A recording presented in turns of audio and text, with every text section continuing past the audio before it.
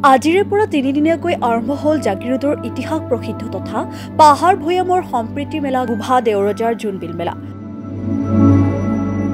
পুৱাই গোভা দেওৰজাৰ চাৰিভাই দেওশাল শিৱ মন্দিৰত মাংগলিক পূজা অৰ্চনাৰ পিছতে শুভাৰম্ভ হয় মেলাৰ। ৰজাৰ বা বিষয়া পূজা অৰ্চনা কৰে দেওশাল শিৱ মন্দিৰত। আজি পাহাৰৰ পৰা ভৈয়ামলৈ নামি আহিব মামা মামীসকল। কাইলৈ পুৱা ভৈয়ামৰ লোকসকলৰ লগত কৰিব বিনিময়।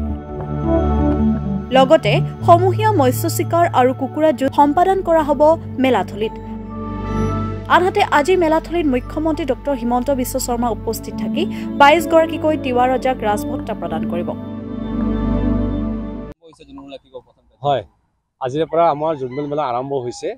আজি প্ৰথম কাৰ্যসূচী হিচাপে দেওশাল মন্দিৰত মাংগলিক পৰ্ব এইটো আমাৰ পূৰ্বৰ পৰাই চলি আহিছে আৰু আমাৰ জনবিশ্বাস আছে যে ইয়াতে মাংগলিক পৰ্ব কৰিলে আমাৰ পৰম্পৰাগত জোনবিল মেলা সুন্দৰভাৱে পৰিচালিত হ'ব। আৰু এই মাংগলিক পৰ্বৰ সময়তে আমি কণী কাটো বাহিৰত আৰু কণী কাটি পেলাই চাওঁ যে এইবাৰ জোনবিল মেলা ভালদৰে পৰিচালিত হ'ব নে নহ'ব।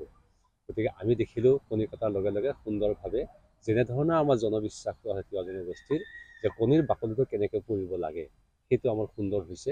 আৰু ইয়াৰ অৰ্থটো হৈছে কি যাতে জোনবিল মেলাত কোনো যাতে অপায় অমংগল হ'ব নোৱাৰে, কোনো যাতে শনি বিঘিনি আহিব নোৱাৰে, তাৰ কাৰণে আমি এইখন জাগ্ৰত দেওশাল শিৱখনত কণী কাটি আমি তেওঁলোকক নাশ কৰি দিওঁ। যিহেতু পাহাৰ ভৈয়ামৰ লোক আহিব, সকলোৱে শান্তি সমৃদ্ধিতে বিৰাজ কৰে, তাৰ বাবে আমি ইয়াত মাংগলিক পৰ্ব কৰোঁ আৰু আমি কণী কাটি সেই মংগলটো চাওঁ আৰু এই অপায় মংগলবিলাক আমি নাশ কৰোঁ। এইটো পূৰ্বৰ পৰা চলি অহা তিৱা জনগোষ্ঠীৰ বিশ্বাস। সুন্দৰ হৈছে আৰু মেলাখন পৰিচালিত হ'ব বুলি আমি ভালদৰে পৰিচালিত বা সুকলমে পাৰ হ'ব বুলি মই আশাবাদী।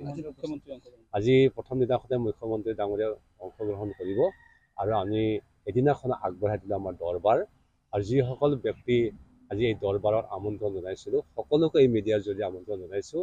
আৰু আমি এবাৰ খুব আনন্দিত যে এনেকুৱা এখন বহুদিনীয়া এখন মেলাখনত প্ৰথম দিনাখনেই অপেনিং চেৰেমনি দিনাখনেই এগৰাকী মুখ্যমন্ত্ৰীক আমি পাইছোঁ আৰু তেখেতৰ পৰা আমি যথেষ্ট আশা কৰিছোঁ আৰু তেখেতক এতিয়া আদৰিবলৈ আমি সাজু আছোঁ।